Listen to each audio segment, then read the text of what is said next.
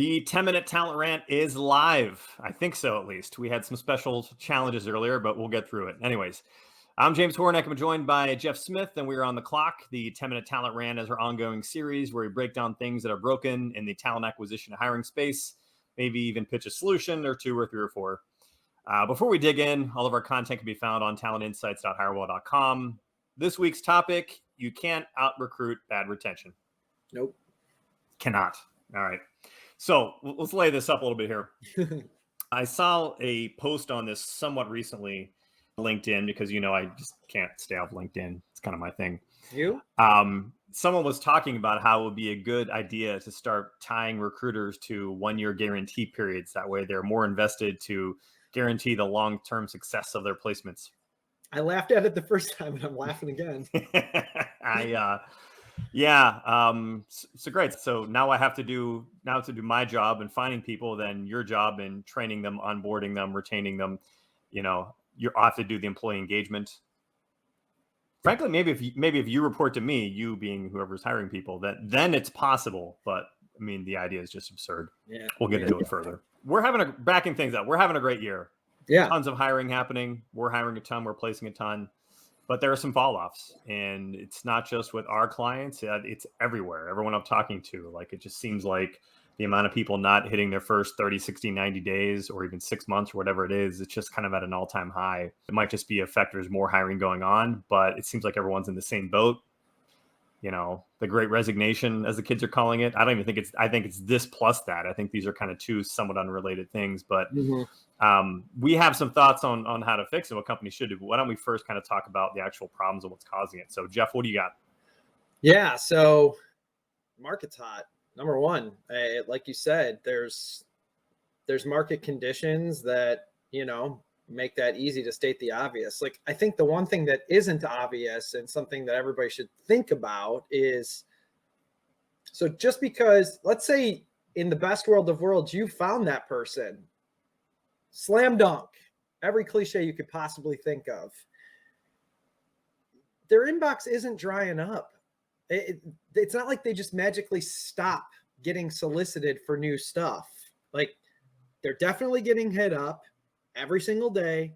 And the reason I know that is because I'm the guy hitting them up. Full stop. Doesn't end. And if I'm doing it, hundreds and hundreds of other recruiters are doing it. So it's as easy for me to just sit and ask, hey, I just saw that you moved. How is the first 30 days going? If the answer is not great, Bob, there's a problem. Yeah. That's the hack, the recruiting hack. Hit up everybody 30 days after they start their job. Anyways, yeah. Onboarding is, I think onboarding is always an issue before everyone was remote, before COVID and everything else. But I think it's even more magnified now. So, and there's kind of a couple levels to this. So one, there's so much niche hiring and so much expert level hiring going on and kind of across the board in our skill sets. And I think there's a lot of hiring managers or people, organizations where you want to kind of mention this, that have that idea that we made a great hire, hired someone so senior, they don't need training. They're good to go. They're ready to hit the ground running. We wanted to hire someone who'd be good to go to hit the ground running. That was the whole point of this. And it's a killer mistake to believe that people who are experienced don't actually need further training. There's, no matter what level they come in at, there's always gonna be a gap between the organization they had worked with previously and what you're doing. There's always things that are missing. Let alone needing it, which I would argue is necessary in every single hire, but wanting it. Nobody in their right mind wants to just walk into something and just start freewheeling it for the most part. Humans like being appreciated. They like to feel wanted. They do. They like to feel like they've got a little bit of a runway to get themselves assimilated. So. And the flip side too is that I think that out of sight, out of mind is a real thing. I think that most of the time when you realize there was a problem with someone not digging their new job when they first started or something missing, a lot of it came from informal conversations. Ran into them, could read their body language. Maybe you got lunch with them. Maybe you met them at happy hour there, and people are a little more open to kind of chatting when they're in an informal environment. And all that stuff's gone. All this kind of chance meetings and informal meetings and stuff aren't there anymore. You're missing a lot of your best kind of feedback opportunities. So, yeah. And it's not like we're sitting here preaching. I struggle with it. You struggle. We're all remote. I mean, this is not it's not happening to us either. So third thing that we were talking about was like, this has really exposed a real deficiency in learning development training internally. So once onboarding is complete and that has like some semblance of good vibes, and you get to that 30, 60, 90-day mark, like, where do folks go? What's the path upwards? I mean, the second new hires sniff out that like development solely rests on their shoulders alone is the second they're going to respond to that in mail.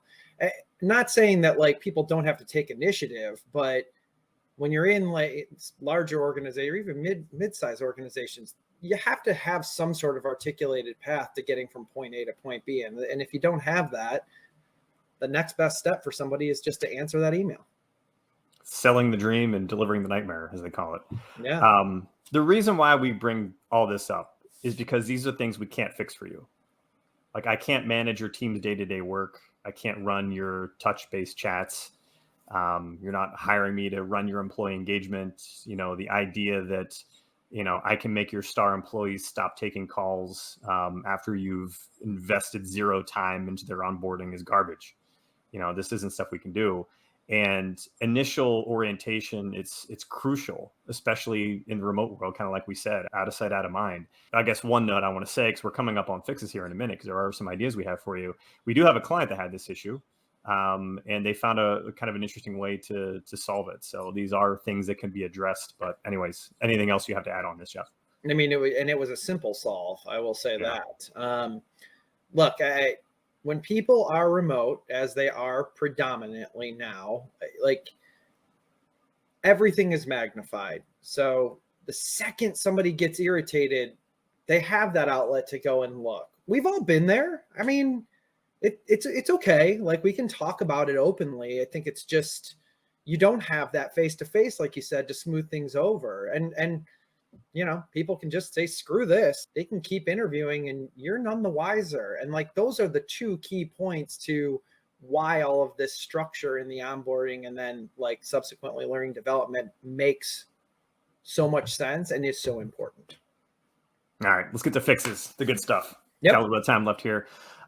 Jeff, what can employers do to ensure new employees don't leave in the first few months?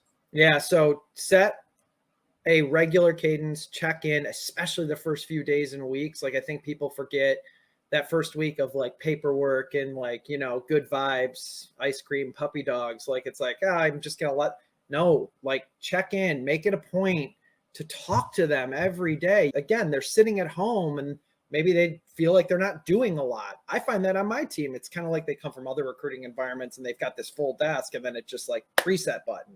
It's jarring, right? Ask them point blank, are you happy? Do you feel like you have enough support? What else can I do? Like, what concerns do you have? And is it the role that you've expected?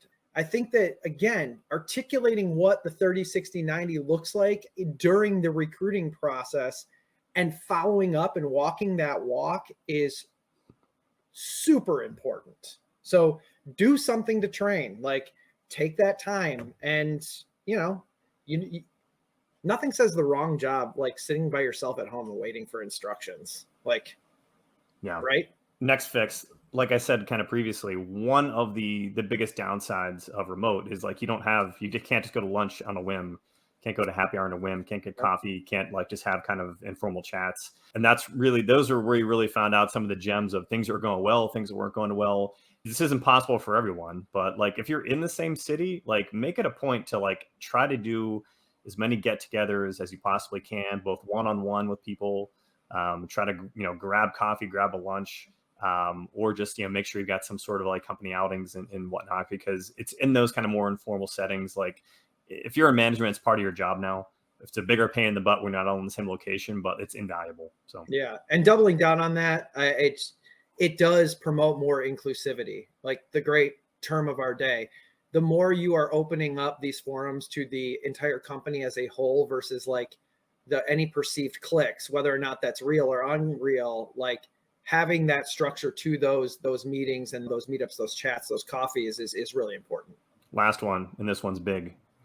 Hire someone, dedicate someone to this. take all that money you save by canceling your office lease or downsizing, and don't just think it's like, put that towards someone who can actually focus on this issue specifically. Spending some, like, I know everyone hates adding overhead, but like pays for itself in this kind of case. So having someone actually hone in on both your orientation, your retention, all those other kind of things, it'll save you so many hassles. We have a client that did this specifically. They had 0 issues before the pandemic with retention, or close to 0. It kind of spiked. They're having issues. Everyone else did. They put someone in charge of it. Went away. Simple as that. Anyways, we're short on clock.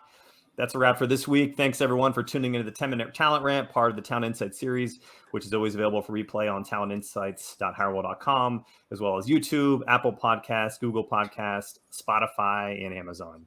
Jeff, it's a pleasure as always. And everyone out there, we'll see you soon. See ya.